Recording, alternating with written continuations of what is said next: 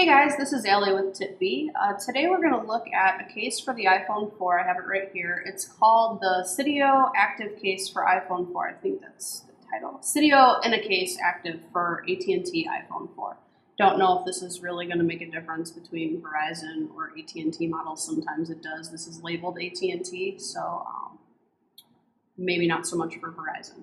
Either way, this is available for $27.95. I started with this case on. As you can see, I have the sage color here. It's like a green.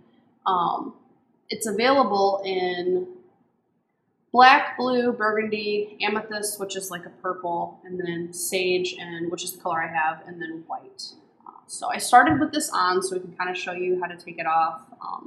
It's not so hard to take off. It's a little bit of a pain to put on, but it does provide good protection. You can see here, if I hold this up, it provides a pretty good rim on the outside. So you can set your phone face down on a surface. It's not going to scratch the screen or anything like that.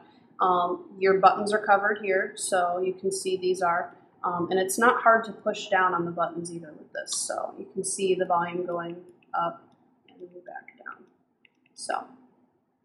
Home button is power button. Sleep wake is also covered, but again, easy to push down. So you can see that the buttons are covered, they're protected. The vibrate switch, it can be a little hard to get in there, but it's not bad. I can turn it off and on pretty easily. I think the rubber gives it some give. This case is actually two parts. The way this works is you put the rubber part on first, and you can see how it fits inside this outside case on the bottom corner right here. And then on this side, there are two rubber grooves on the bottom case that fit inside the inner case. So we'll show you how to take it off first. And you can also see, it's worth noting, the way the rubber fits in up here is there's like a little cutout right here in an upside down L shape that the rubber's cut out so that outer case fits inside there. So we'll take it off and I'll show you how to do that. The easiest way I found to take this case off is kind of to just on the side that doesn't have the volume buttons is to wedge your finger inside here and just kind of pull gently, and the exterior will start to pop off, and so sometimes this rubber will come with it too, and that's okay. So when I completely take it apart, I'll set my phone down for a second. You can see that this is kind of just a really thin rubber layer. To me, I think this is maybe made to absorb some shock. So if you drop the phone, it doesn't get as much damage. It works pretty well. The only thing about this is, since it is rubber and any type of silicone case, if you put your phone in your pocket, it will accumulate pocket lint pretty quick.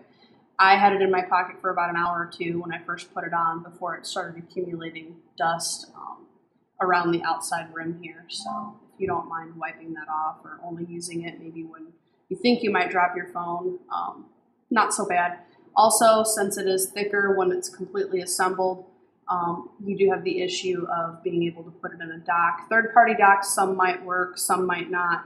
Apple docks, you're going to have to take it off every time you want to put it in the dock, which is rather annoying. I like to dock my phone because I use it as an alarm. So if something pops up on the screen or I'm laying in bed, I can see the phone easily. It's propped up.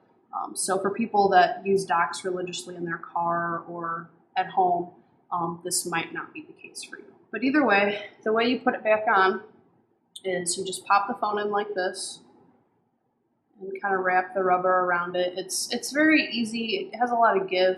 I'm just wondering over time how this is going to hold up, because you can see, if I hold it this way, that there's quite a bit of give right there. So I guess if you have a third-party charger that's maybe a lot thicker, that would be nice. You have some give, so it should fit in there. But I'm just wondering if that's going to stretch out over time and look bad. Either way, after you have that on, that's the easy part, and then comes putting this piece on, which is just a solid shell. You can kind of see that it's just got cutouts along it, and it's got the cutouts for the rubber to fit in there on the sides and over here. So the way I did this was I put the side with the ringer switch in first, and then popped the rest down once that was fit in there. And you kind of have to fit the rubber inside these grooves. So it's it's a little hard to do because the case doesn't have too much give, which I guess is good once you have it on, but it is not so great trying to get it in here. So I just kind of mess with it until both of those pieces were pushed in there. And it takes a minute. And this is why I said if you're someone that puts their phone in the dock a lot, you might not like this because it's not something that you can just throw on in 5 seconds. Maybe once it stretches out a little bit, it's a little bit easier, but either way. So now it's in there, and you can see that that lines up.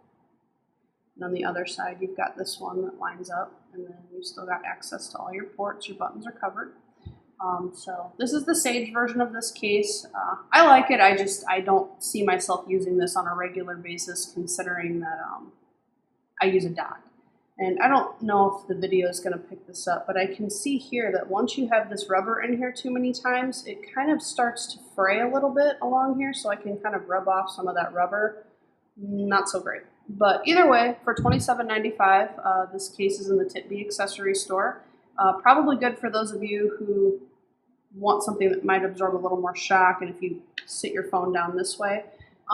It's a cool looking case. Other than that, let us know if you use something different. Let us know in the comments. Thanks, guys.